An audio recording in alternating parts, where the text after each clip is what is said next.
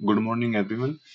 अगर आपने मेरी कल वाली वीडियो देखी होगी तो मैंने निफ्टी लॉन्ग किया था और मैं पिछले 2 दिन से ये चीज बता भी रहा हूँ कि कोई भी टाइम आएगा और मार्केट यहाँ से बहुत ऊपर भाग जाएगा। और कल एक्सिस बैंक के एनालिसिस में मैंने आपको ये चीज बताई थी, अगर बैंक निफ्टी गलती से कल गैप अप खुल गया तो एक्सिस बैंक 2 से 3% जंप मार सकता है। जो मैं एनालाइज कर रहा था, मैं पोजीशंस के लिए खुद वेट कर रहा था कि अगर आज भी थोड़ा सा नॉर्मल मेरे को 10-20 पॉइंट नीचे मिल जाता तो मैं एक्सिस बैंक में लॉन्ग जरूर करता, बट आई होप वो खुलेगा ही गैप डाउन। ठीक है, अभी हमारा गिफ्ट निफ्टी रफ्तार नहीं पकड़ रहा है। ठीक है, बट वैसे अगर आप ग्लोबल क्यूज देखें तो एक और चीज, ग्लोबल क्यूज को हम लोग पिछले 1.5-2 महीने से नहीं कंसीडर कर रहे थे, मतलब हमारा इंडियन मार्केट नहीं कंसीडर कर रहा था, बट जैसे ये वॉर वाली न्यूज आई थी ना, इसराइल से रिलेटेड जो भी था, उसके बाद सारा का सारा मार्केट गिरा है। मतलब इंडियन मार्केट पिछले 3-4 दिन से ग्लोबल मार्केट को ही फॉलो कर रहा है। तो अगर आज ग्लोबल मार्केट ऊपर गए हैं ना, ये यार देख लो, 683 पॉइंट बहुत होते हैं यार। इसे आप बैंक निफ्टी की टर्म में लेके जाओगे 800 पॉइंट बन जाएंगे, अगर आप रेशियो की बात करो 1.76 के आसपास।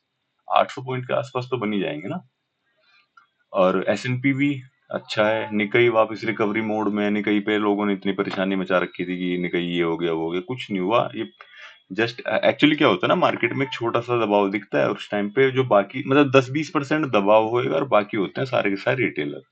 सबसे वीक हैंड रिटेलर होता है, और सबसे उनमें भी सबसे ज्यादा कैटेगरी वीक हैंड की होती है बायर्स की, क्योंकि वो सबसे पहले भागते हैं। वो डीके में उनका लॉस होता है ना, तो जब वो भागना शुरू करते हैं ना, वो एक पैनिक क्रिएट कर देता है। और इसीलिए आपको ना थोड़ा सा वेट कर लेना चाहिए। अगर आपको मार्केट कुछ दिखा रहा है ना, तो आप अपने हिसाब से वहां पे रुकिए। फिर मार्केट ने यहाँ पे, आप आवरली टाइम फ्रेम पे देखो, मैंने ये लाइन खींच रखी थी, मैंने यहाँ पे खींच दी थी कि इससे नीचे जाना मुझे मुश्किल लग रहा है। ठीक है, और मैंने इसकी डेली टाइम फ्रेम पे ना वो भी बनाई थी, वनडे। आपने आवरली पे देख लिया ना, उसने वहीं से वो सपोर्ट लेकर वापस ऊपर भाग गया था। यहाँ पे डेली पे देखो, मैंने इसकी बनाई थी कि मैंने ये चीज बिल्कुल क्लियरली बोलती है, हो सकता है यहाँ से ऊपर भाग जाए। नहीं तो फिर वो ब्लू वाली लाइन का फॉलो कर सकता है, नहीं तो अल्टीमेटली मतलब वो थर्ड है, वो रेड, पर थर्ड तक आने के लिए उसको 23,800 पे आना पड़ेगा, जो कि 24,000 यहाँ पे है। इस ब्लू पे यहाँ से रिवर्स कर सकता था, बट इसकी मुझे पूरी उम्मीद थी कि वो यहाँ से, नहीं तो यहाँ से रिवर्स कर जाएगा, और नहीं तो अल्टीमेटली अगर कोई और भी ज्यादा पैनिक आ जाती तो यहाँ से रिवर्स कर जाएगा। ठीक है, इसलिए मैं कल जनरली आप समझ सकते हो कि मुझे अराउंड 6 से 8 महीने हो चुके हैं इंडेक्सेस में डील किए। मैं निफ्टी बैंक निफ्टी नहीं करता, स्टिल मुझे कुछ दिखा होगा तभी मैंने निफ्टी लॉन्ग किया होगा इतने महीनों के बाद। ठीक है, तो आप सोच सकते हो कि मैं मतलब कन्विक्टेड था इसके अंदर, मतलब कन्विंस्ड था इसके अंदर कि हाँ ये ऊपर जाएगा। ठीक है, नॉट कन्विक्टेड, कन्विक्टेड का मतलब कुछ और होता है। ठीक है, सो ये आप समझ गए हो। आपने गिफ्ट निफ्टी भी देख लिया है, और मैं आपको यहाँ पे दिखा देता हूँ एक और चीज। कल जब मैंने इसको अराउंड 3 बजे के आसपास में लॉन्ग कर रहा था ना, 24,100 पे जो ओआई था वो 24,000 के ओआई से ज्यादा था। ठीक है, अब ये जो दूसरा ओआई इसमें ऐड हुआ है, ठीक है, मतलब उस टाइम आई रिमेम्बर यहाँ पे 1.6 सीआर के आसपास था शायद कुछ। उसके बाद ये मार्केट क्लोजिंग में दोबारा रीएडजस्ट हुए होंगे, ये वापस उसी लेवल पे आ गया कि 24,000, मतलब थाउजेंड्स के मल्टीप्लीकेशन पे सबसे ज्यादा ओआई होते हैं। देख रहे हो आप, ये 24,000 है, यहाँ पे यहाँ तक ओआई है।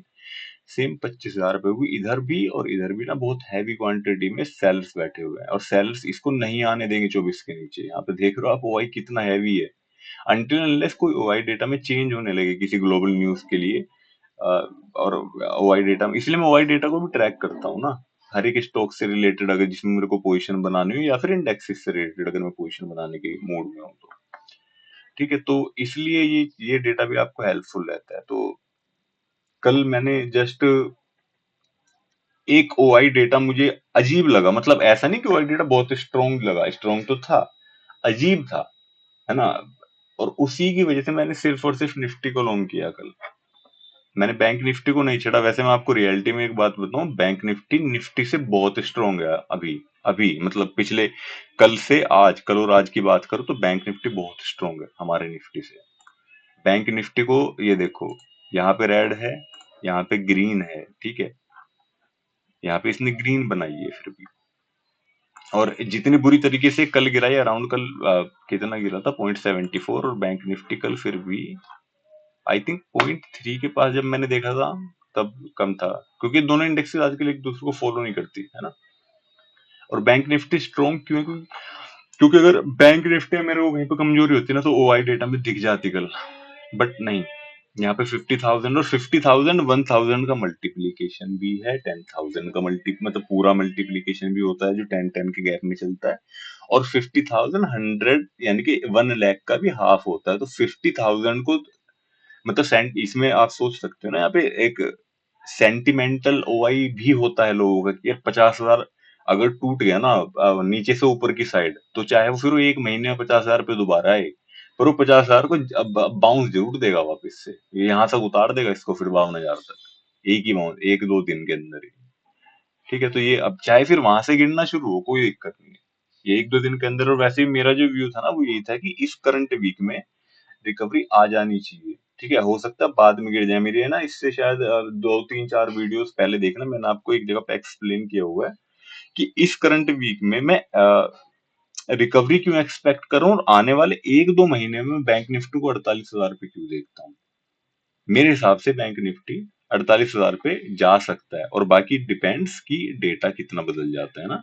हम बात करें एक दो महीने की यहाँ पे तो नेक्स्ट कैंडल का किसी को नहीं पता कैसी बनेगी ना, तो एक दो महीने पे अभी का तो व्यू मेरा ये है। बाकी देखते हैं इसको एक बार, यहाँ से अगर ये ऊपर जाता है नीचे जाता है, अगले हफ्ते इसका क्या बनता है। ठीक है, तो उसमें नेक्स्ट में हमें पता चलेगा। ठीक है, मिलते हैं मार्केट ओपनिंग के बाद, तो मैं स्टॉक्स एनालिसिस बताऊंगा, अभी मेरा सिर्फ मेन पर्पस निफ्टी को बताने का था। ठीक है, और मैं आपको ये सलाह नहीं देता कभी भी, जैसे सारे ग्रुप्स पे देते हैं ना कि आप ऐसे ट्रेड करना, 9:15 पे ये ले लेना वो ले लेना, नहीं। मैं आपको किसी भी टिप से रिलेटेड कुछ नहीं बताऊंगा, मैं सिर्फ आपको मेरा एनालिसिस और बिहेवियर बताऊंगा ओनली, कि प्राइस बिहेव कैसे कर रहा है और एनालाइज क्या चल रहा है। ठीक है, तो मिलते हैं मार्केट ओपनिंग पे फर्स्ट एनालिसिस में। आज फर्स्ट एनालिसिस में जल्दी करूंगा बिकॉज अभी मेरे पास टाइम है। तो जो मॉर्निंग वाला एनालिसिस है सारे स्टॉक्स का 180 का, मैं अभी आपको बताता हूँ कि आज के मेरे स्टॉक्स सेलेक्टेड क्या क्या है। मिलते हैं नेक्स्ट वीडियोस में, थैंक यू।